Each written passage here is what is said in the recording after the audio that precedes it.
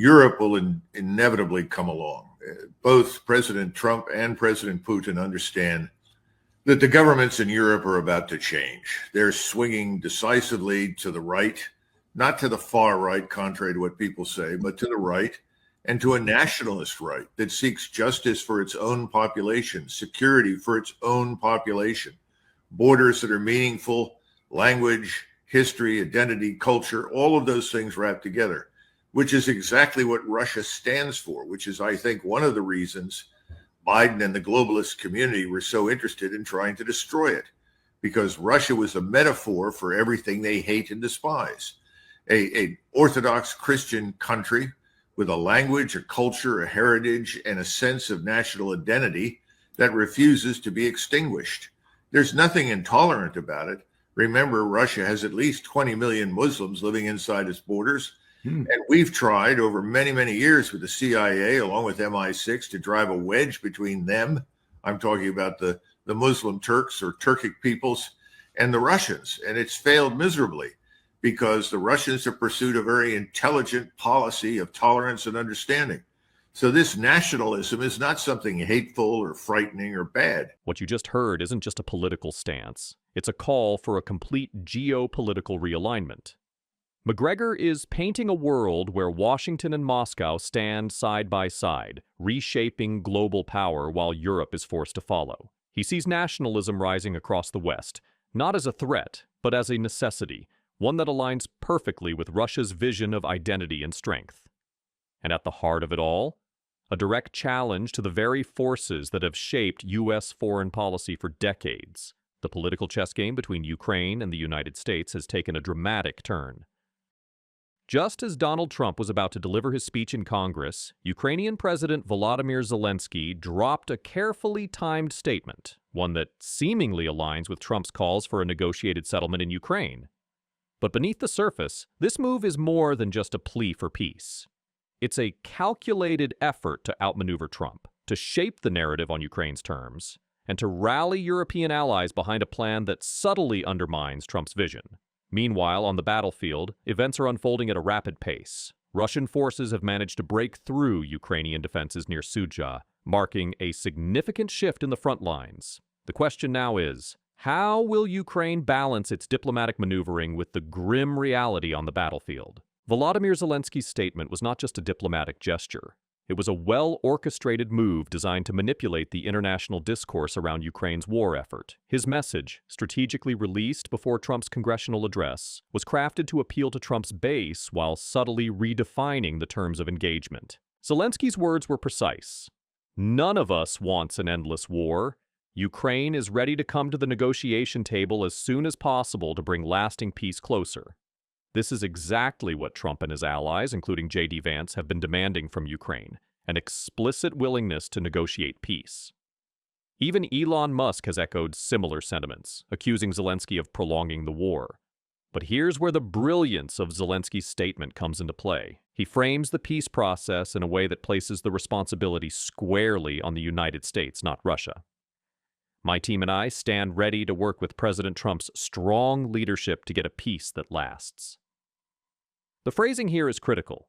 By stating that Ukraine is ready to work with Trump, Zelensky positions himself as a cooperative player, someone willing to heed Trump's calls for negotiations. However, the underlying message is clear. If peace does not materialize, it won't be because of Ukraine. The blame will fall on Trump and his policies.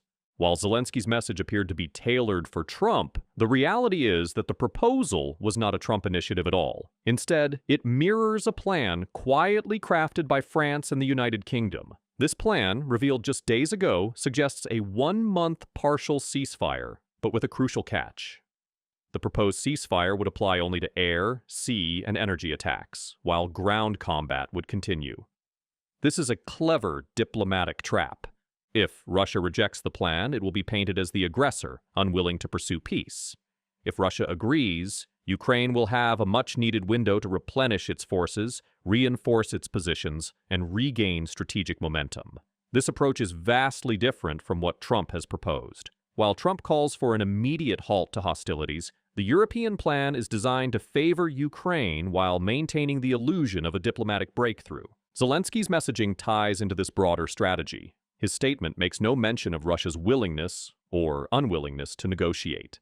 Instead, it highlights U.S. involvement, as if the entire plan hinges on American leadership. This is a masterstroke in diplomatic maneuvering. By aligning with the European proposal while publicly engaging with Trump's rhetoric, Zelensky is playing both sides, ensuring continued Western support while preparing for a potential shift in U.S. policy.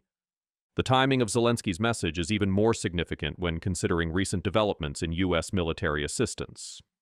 Reports indicate that the United States has suspended military cargo shipments to Ukraine through Poland's Rzeszów-Jasionka airport, one of the key logistics hubs for Western military aid. This is a seismic shift. If the U.S. is scaling back support, Ukraine faces an increasingly urgent need to secure alternative supplies. To make matters worse, reports from the Daily Mail suggest that Washington has pressured the United Kingdom to halt its intelligence sharing operations with Ukraine. This means that critical battlefield information, once relayed seamlessly between NATO allies and Kyiv, may now be restricted. The domino effect is clear. Without real-time intelligence and steady military supplies, Ukraine's war effort could face severe limitations. Adding to the complications, rolling Starlink outages have begun affecting Ukrainian military operations. These interruptions, which reportedly started right after Zelensky's White House visit, have significantly impacted battlefield communications. Starlink has been a lifeline for Ukrainian forces, providing secure and reliable connections in war zones. If these outages continue, Ukraine will struggle to coordinate its defenses and counteroffensives effectively. While Ukraine engages in high-level political maneuvering, the situation on the battlefield is deteriorating. In the Sudzha direction, Russian forces have successfully breached Ukrainian defensive lines, marking a serious escalation in the conflict.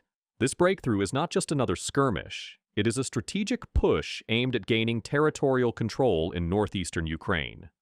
Satellite imagery and battlefield reports indicate that Russian units have tightened the noose around key Ukrainian positions along Highway No.